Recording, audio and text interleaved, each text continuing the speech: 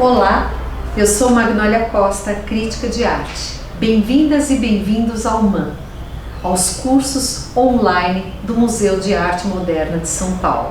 Esta é a primeira aula de um curso dedicado à filosofia e arte contemporânea. O nosso assunto de hoje é o artista britânico Lucian Freud. Sim, é isso que você está pensando. Freud, neto de Sigmund Freud, o fundador da psicanálise. Não é uma coisa muito fácil ser da família de uma pessoa assim. Imagino que as cobranças sociais, elas sejam muito grandes e que quando você decide ter uma carreira artística, as pessoas vão esperar de você, que de alguma forma você se relacione com aquilo que você herdou da sua família. Imagino que as pessoas vão pensar que você faz uma arte psicológica ou uma arte psicanalítica, uma arte que está voltada para a compreensão do íntimo do ser.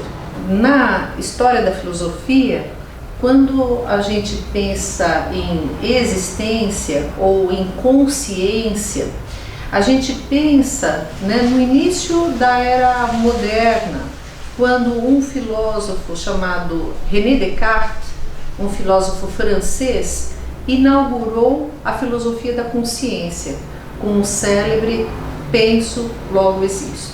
Para Descartes, tudo que é de fato conhecimento racional é um conhecimento confiável. Descartes desacredita nos sentidos, desacredita na visão, na audição, nas informações que nós recebemos pelos sentidos. Por isso, essa célebre frase, penso, logo existo, ela é baseada na percepção da consciência, da autoconsciência como fonte da existência. Eu gosto de fazer uma ironia e pensar que com Lucian Freud nós não pensamos, logo existimos. Nós observamos e logo existimos. Nós observamos a nós mesmos, nós fazemos a autorreflexão e nós observamos o outro, tentando ver nós mesmos no outro e o outro em nós mesmos. Eu no outro, o outro em mim. Uma relação especular, uma relação reflexiva, uma relação de profundo conhecimento. O que somos nós, fisicamente falando? Um composto de elementos químicos que não tem grande valor monetário, que são extremamente simples, que se transformam ao longo do tempo até a sua dissolução. Mas o que faz com que a vida humana não tenha preço? O que faz com que ela não tenha preço é justamente o corpo de valores que nós construímos para preencher a nossa existência. O que faz com que ela não tenha preço são as histórias, são as narrativas que nós fazemos de nós para nós e de nós para o outro. Lucian Freud teve uma educação formal em artes. Essa educação aconteceu num período muito complexo da história da humanidade, que foi a Segunda Guerra Mundial. Lucian Freud recebeu educação formal, preparou-se para ser um artista, desenvolveu várias técnicas, aliás, dominava várias técnicas além da pintura, como o desenho e a gravura, em particular a gravura em metal. Mas assim como outros artistas de sua geração, essa sua formação e essa sua prática, ela se manifestou de uma maneira tardia, porque durante a guerra, a Segunda Guerra Mundial, praticamente a atividade artística foi suspensa na Europa. Já não havia produção, já não havia onde mostrar e já não havia público. A realidade da arte britânica no imediato pós-guerra é um pouco diferente daquela da Europa continental e da arte americana. Quando eu digo arte americana, eu me refiro à América do Norte e também à América do Sul. No pós-guerra, a arte norte-americana ela se voltou, né, para estilos expressivos e abstratos, para a pintura gestual. Isso que hoje nós chamamos de expressionismo abstrato. Na América Latina, também houve um mergulho na abstração, sendo esta uma abstração de origem ou de inspiração geométrica. A Europa continental, por sua vez, também se dedicou ao abstracionismo e a um abstracionismo vigoroso, material e informal. Esta arte informal está muito relacionada à dificuldade de se comunicar conteúdos após uma experiência tão dura quanto foi a experiência da Segunda Guerra Mundial. No Reino Unido, alguns artistas, como Lucian Freud e Francis Bacon, que nós vamos estudar na próxima aula, eles se voltaram para a figuração. A busca por esses artistas talvez seja a de discutir o que é a própria existência e não falar sobre um sentimento de não comunicação ou de impossibilidade de comunicação por meio da arte. As primeiras pinturas que nós conhecemos do Lucian Freud têm como modelo sua primeira mulher, Kitty Garman. Essas pinturas, elas são pinturas ainda muito planas, muito lisas, são feitas com pinceladas que não trazem grande matéria pictórica. É, como a gente costuma dizer no mundo da arte, uma pintura magra, uma pintura plana, né? Uma pintura chapada. Mas a gente observa aí os primeiros princípios que o Freud vai observar ao longo de toda a sua carreira. Primeiramente, o de uma palheta voltada para tons castanhos, ocres, cores que estão muito associadas às cores da natureza. E a segunda coisa é a restrição dos elementos de cena e também objetos que de alguma maneira transmitem uma ideia um pouco estranha a respeito do retrato. Aliás, o retrato como gênero é possivelmente o mais antigo da história da humanidade. Se nós pensarmos na tradição, no início da tradição artística ocidental, se nós pensarmos, por exemplo, como Plínio o Velho, um historiador ou um naturalista que viveu em Roma no século I da era cristã, o retrato é um gênero de arte que foi inventado, né, por um ser humano que, sentindo falta de outro, traçou os contornos do corpo dessa pessoa na parede de uma caverna. O retrato, ele tem como função tornar o ausente presente. Ele tem como função preservar a memória. Ele tem como função estimular os nossos afetos. Ele tem como função fazer com que a gente se relacione com alguém por meio da imagem. Não é à toa que no trabalho do Lucian Freud, muitas das pessoas que ele retratou são pessoas da sua intimidade, como é o caso da sua mulher, Kitty Garman. Em várias composições, Kitty aparece segurando objetos. Ela segura uma flor, ela segura um gato. Esses retratos nos parecem transmitir muito mais um momento de introspecção em que a retratada parece não ter muita consciência do movimento que faz, de tão absorta que está em algum pensamento que nós não conseguimos vislumbrar qual seria. Há uma busca pela neutralidade da expressão, há uma busca por retratar a pessoa sem que haja uma representação, sem que a pessoa nos diga ou nos faça qualquer tipo de comentário sobre quem ela pensa que é, ou sobre quem ela gostaria que nós entendêssemos que ela é. Toda arte é representação. E o desejo de fazer uma arte que suprima a representação do retratado é uma arte utópica em si. Mas foi atrás disso que Lucian Freud correu toda a sua carreira. Ele quis fazer algo muito difícil. E nesse movimento, ele realmente construiu uma obra fantástica. Em uma pintura que se chama Garota com um Cachorro Branco, nós encontramos dois elementos que são muito recorrentes na arte do Freud e que ele vai explorar bastante no futuro da sua carreira. O primeiro elemento é a nudez. O segundo, a presença do animal.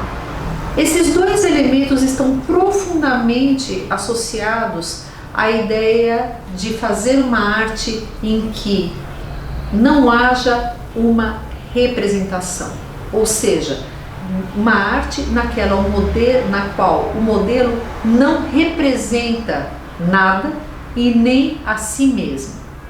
Uma arte na qual o modelo simplesmente é. Se nós pensarmos o nu em si mesmo, o corpo nu, o que ele é? O corpo nu é o corpo natural. É o corpo que todos nós temos, independentemente da nossa origem, independentemente da nossa idade, independentemente do lugar que nós ocupamos no mundo. O corpo vestido, ele é um corpo que se representa. É por meio de um corpo vestido que nós nos identificamos socialmente, que nós reconhecemos funções, lugares, categorias e classes sociais. A roupa é talvez o primeiro signo externo, visível e potente de representação de nós para o outro. É uma forma de comunicação que nós temos e é uma forma de nos autorrepresentarmos. A presença do animal, de alguma maneira, confirma isso. O animal não se representa. O animal não pensa. O animal é. Ele simplesmente é. A presença do animal nessas pinturas do Lucian Freud, de alguma maneira procura estabelecer a continuidade entre o corpo do modelo e o corpo do animal, como se fossem corpos que tivessem o mesmo estatuto existencial. Em muitas dessas pinturas, a questão da relação ela é muito importante, seja porque a relação de fato acontece ou porque a relação está colocada e ela não acontece. Quer dizer, quando você tem duas ou mais pessoas e animais, estão todos juntos na mesma composição, mas elas parecem não se relacionar entre si. Nós podemos observar isso nesta composição que se intitula Quarto de Hotel. Temos um homem e uma mulher, ele perto da janela, olhando para a gente. Ela deitada na cama, transmitindo talvez um sentimento de grande isolamento, os dois muito distanciados. Há algo nessa pintura que nos faz lembrar do artista norte-americano Edward Hopper, que foi um artista moderno, muito conhecido pelo fato de ter representado a solidão nos grandes centros urbanos. Em matéria de estranhamento, uma das composições mais emblemáticas é o interior amplo. Nessa pintura nós vemos duas pessoas, sentada em uma poltrona, a mãe do artista.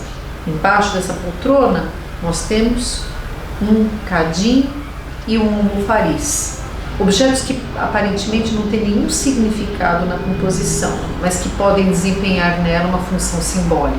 Atrás dessa poltrona, nós vemos um divã e nele uma outra figura recostada. Essa pessoa foi uma das amantes do Freud. Ela está seminua e sem qualquer tipo de comunicação com a figura que está na frente. Nós temos aí, talvez simbolicamente, uma referência a um set terapêutico, no qual, entretanto, não existe nenhuma interação entre essas duas personagens. Trazer o modelo em si mesmo, em um momento de introspecção, em um momento de divagação, em um momento de uma não comunicação com o outro, ou até de um grande isolamento, é algo que Freud desenvolveu ao longo de toda a sua carreira, trabalhando tecnicamente a sua pintura. As primeiras pinturas dos anos 40 e do início dos anos 50, que eram pinturas planas, magras, vão se tornando com o tempo cada vez mais matéricas, cada vez mais consistentes, cada vez mais densas em termos de qualidade pictórica. É como se ele quisesse, por meio das tintas, enfatizar a materialidade e a carnalidade desses corpos. Nós observamos isso em um outro modelo que encomendou seus retratos ao Freud, como é o caso do Barão Thyssen-Bornemisza. O Barão Thyssen, que foi um dos maiores colecionadores da obra de Luciano Freud, e que se fez retratar pelo artista duas vezes. A primeira, diante de uma obra de Antoine Watteau, uma obra de sua coleção, um pequeno retrato muito fechado no rosto do modelo. A segunda vez, num retrato em que o modelo está sentado no estúdio do artista, com elementos que nós vamos ver recorrentemente aparecendo em outras obras. Note-se que neste outro retrato, a deformidade, o exagero, que se observa principalmente nas mãos do modelo, remetem, juntamente com essa pintura densa, matérica, à arte de El Greco. Mas vamos falar agora um pouco do autorretrato. Como gênero, o autorretrato ele se tornou muito frequente na história da arte ocidental. Desde o Renascimento, é comum que os artistas representem a si mesmos, muitas vezes no exercício da sua própria pintura. E fazem isso porque eles se olham no espelho enquanto estão pintando. No autorretrato, Lucian Freud teve um grande mestre. Esse mestre foi o pintor holandês Rembrandt van Rijn. Rembrandt viveu no século XVII e ao longo de toda a sua vida ele executou vários autorretratos, como se ele quisesse registrar os efeitos da passagem do tempo sobre seu corpo e como se ele quisesse observar através da autoobservação de sua imagem os efeitos da vida e do tempo sobre si. A pintura de Rembrandt também tem outro ponto em comum com a do Freud. Eu me refiro à questão técnica. As pinturas do jovem Rembrandt têm um aspecto mais liso, mais plano, uma pintura mais polida. À medida que Rembrandt amadurece, à medida que ele depura e desenvolve seu estilo, essa pintura vai se tornando cada vez mais densa, cada vez mais matérica, cada vez mais formada por placas de cor. Isso é muito nítido nos autorretratos do Rembrandt. A materialidade, a carnalidade de um corpo que se quer colocar para fora. Esse estilo empastado, ele possibilita isso muito melhor do que os estilos de pintura mais lisa e mais plana. Rembrandt também foi um grande gravador. No século XVII, a gravura era utilizada principalmente para a divulgação de obras de arte, para a reprodução de obras de arte. Mas Rembrandt fez um uso muito interessante dela, né, desenhando diretamente sobre as matrizes e produzindo desenhos que poderiam ser reproduzidos num número infinito de cópias. Algumas dessas gravuras trazem autorretratos. E é interessante observar que Lucian Freud, ao longo de sua trajetória, mas principalmente na sua maturidade, exercitou-se também na gravura em metal. Essas gravuras têm uma peculiaridade. Todas elas são feitas a partir de pinturas que ele executou. Ou seja, ele passava a observar a própria pintura para, por meio dela, extrair um desenho que era feito sobre a matriz. Daí nós encontramos as gravuras que ele imprimiu como uma imagem invertida daquilo que nós observamos nas pinturas. Lucian Freud se exercitou muitas vezes no autorretrato. Ele começou a fazer isso em 1956. Ele é muito impressionante, exatamente porque ele não foi concluído. É como se, a partir daquele traçado, a partir daquelas cores e a partir, né, daquele olhar que ele nos traz, ele tivesse dado a composição por completa. Mas é um retrato de 1965 que nós observamos uma grande guinada na carreira do Freud. Ele se chama reflexão. E reflexão é justamente aquilo que acontece quando a luz, ao incidir sobre uma superfície, volta para a gente.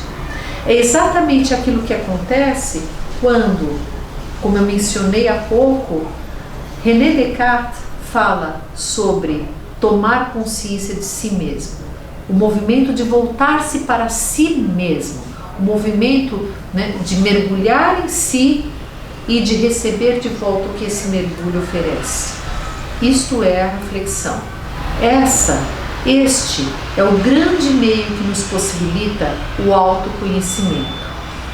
Nós temos então o retrato e o autorretrato como uma forma de se conhecer.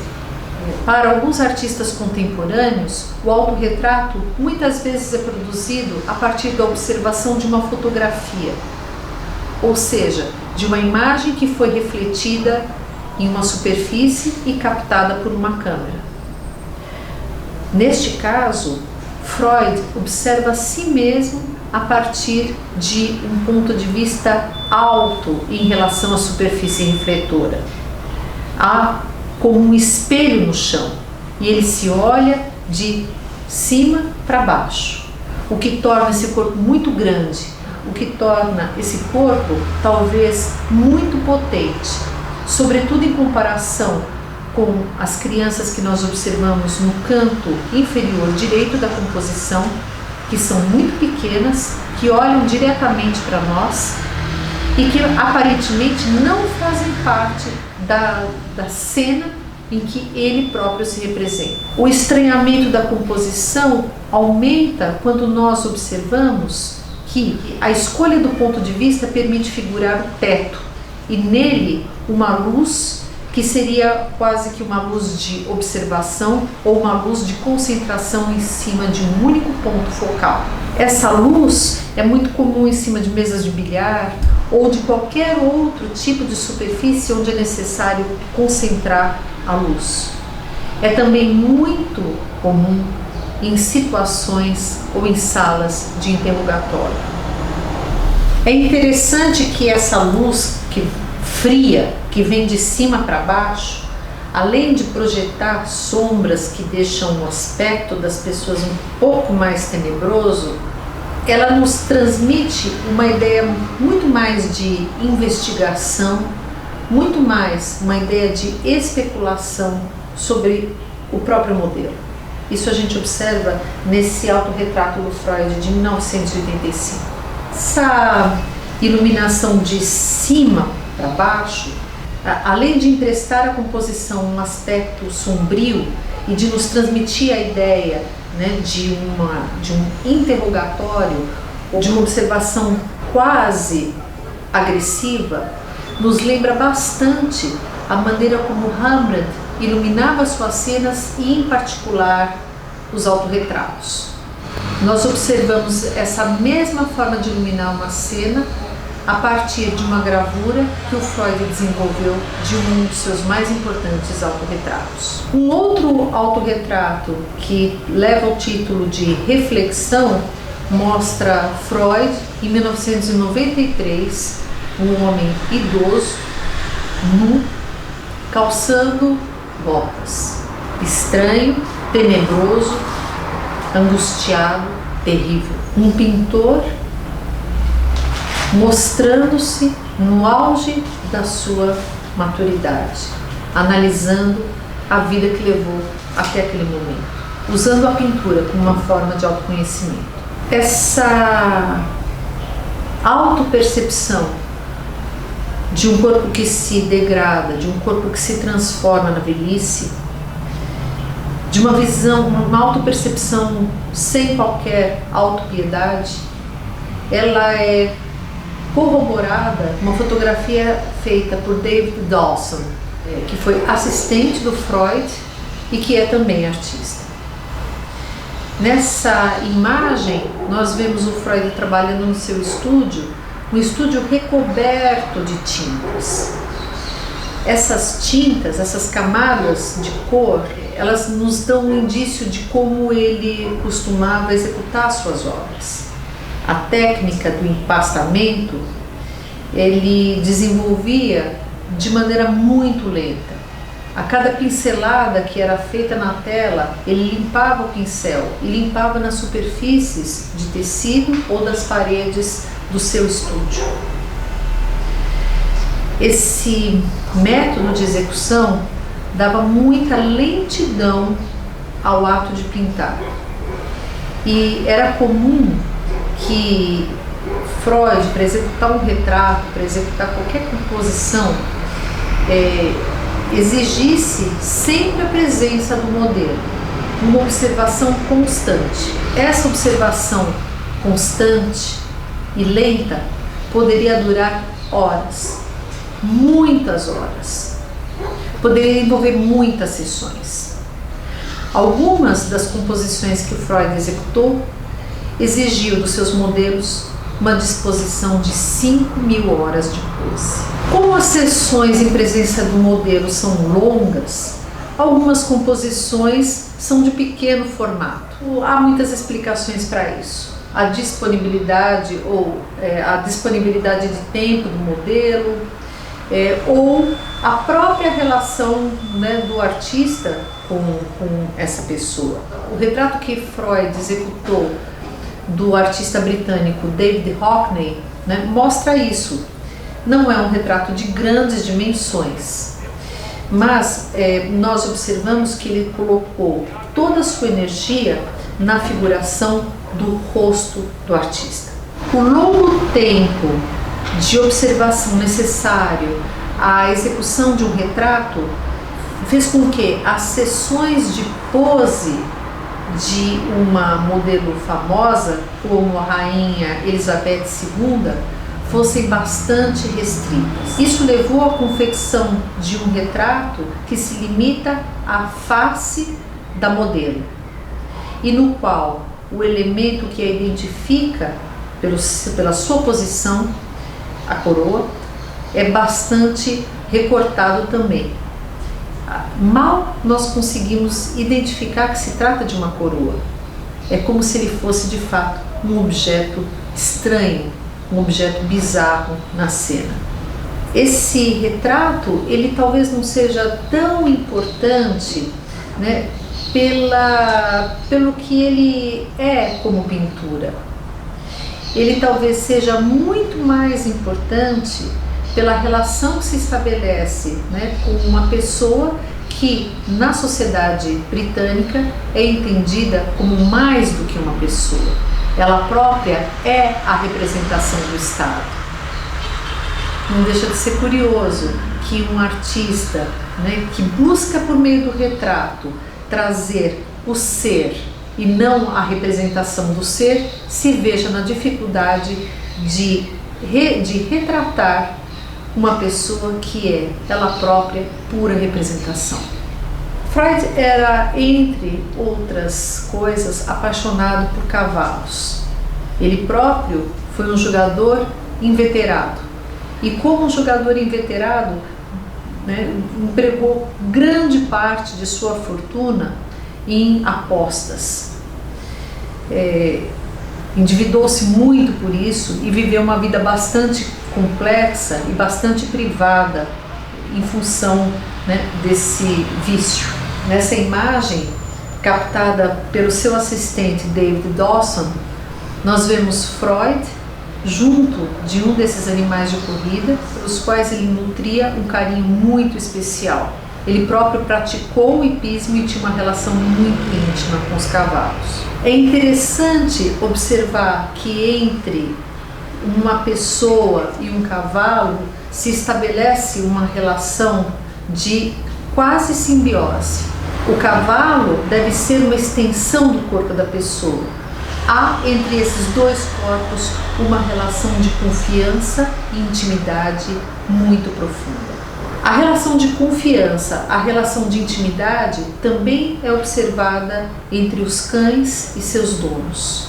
Ao contrário do que nós observamos na arte tradicional europeia e em particular na arte britânica, os cães na pintura do Freud, eles não estão para indicar uma relação simbólica de subordinação do animal ao ser humano.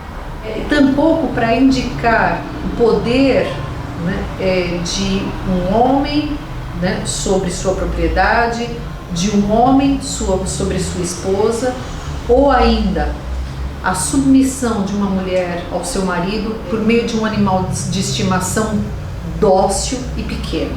Na pintura do Freud, os animais eles estão também numa relação simbiótica com seus modelos. Eles têm a mesma importância na composição que os modelos. Quando não, eles são os protagonistas da composição. É isso que nós observamos no Retrato Duplo, de 1985 e 86. Dawson, o assistente do Freud, ele próprio tinha um cachorro chamado Ellie.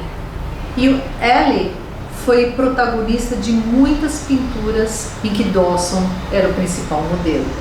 Em uma pintura intitulada Manhã Ensolarada, 8 Pernas, nós vemos claramente essa simbiose e essa indistinção entre o homem e o animal.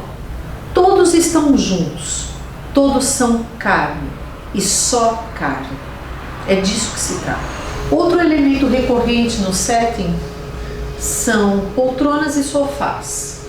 Nesta pintura que mostra a modelo Sue Tyler adormecida, nós vemos um sofá bastante desgastado pelo tempo, sujo, decadente, degradado. Degradado como se poderia entender este corpo que nós vemos. Este corpo, que é visto pela nossa sociedade muitas vezes com repugnância. Por que nós enxergamos esses corpos com repugnância? Seria simplesmente porque nós estamos acostumados com padrões? Ou seria, talvez, porque nós tememos encontrar a nossa realidade corporal, a nossa realidade material refletida neles? Essa composição de 1995 foi levada a leilão em 2008 e no auge da crise econômica europeia, ela foi vendida para um colecionador russo por 17 milhões de libras. Isso nos mostra o nível de importância que Lucian Freud alcançou no contexto da arte contemporânea mundial. Sue Tyler protagonizou muitas obras do Lucian Freud. Ele realmente se sentia atraído por essa corporeidade fantástica, que não é inédita na história da arte. Um pintor flamengo do século XVII, Peter Paul Rubens, executou ao longo de toda a sua carreira inúmeros corpos muito semelhantes a esses. E o que ele enfatizava ali? Justamente a carnação. O sentido da carnação em Rubens está muito associado ao impasto de tintas, como nós podemos observar nesta composição intitulada Descida ao Inferno. A imagem do detalhe dessa composição mostra como Freud extraiu elementos de Rubens para o desenvolvimento do seu próprio estilo. Esses corpos que não representam nada, eles se apresentam plenamente ao artista, inclusive naquilo que eles têm de mais íntimo, como o sexo. E aqui também, neste nu de 2005, nós encontramos uma proximidade com uma pintura muito famosa na arte ocidental, que é A Origem do Mundo, de Gustave Courbet. Essa pintura de 93, Os Noivos, essa relação de intimidade, abandono e até talvez de um olhar voyeurista que adentra a cena, mostra completamente os corpos reduzidos à sua materialidade mais dura. A imagem do detalhe chega a provocar na gente um sentimento de repulsão, um sentimento de repugnância, porque é a própria carnalidade que se expressa por meio da tinta. A figura masculina que nós observamos nessa pintura Bridegroom é a figura do modelo Leigh Bowery, um dos modelos recorrentes e favoritos de Lucian Freud. De fato, Leigh Bowery tem um corpo muito impressionante.